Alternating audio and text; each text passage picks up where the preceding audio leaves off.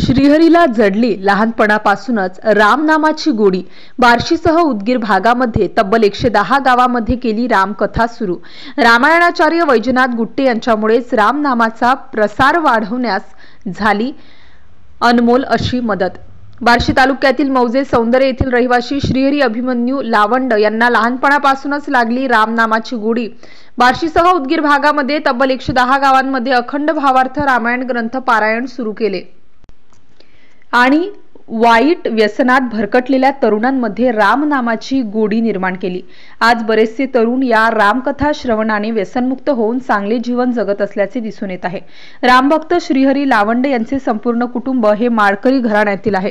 आजोबा गावातील पारंपरिक विणेकरी होते। आजोबाचे निधन झाले आणि वडील अभिमन्यू हे विणेकरी आहेत।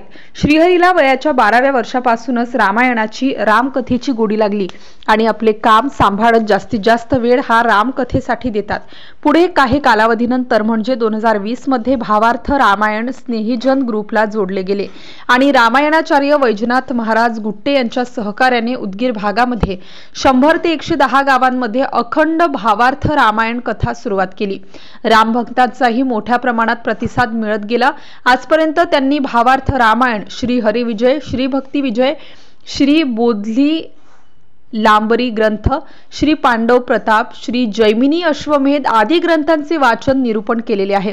त्यांच्या या धार्मिक कार्याचे कौतुक गाव परिसरातील रामभक्तांकडून केले जात आहे। Dharashiv news reporter Dinesh Salgare, Itkad, Dharashiv.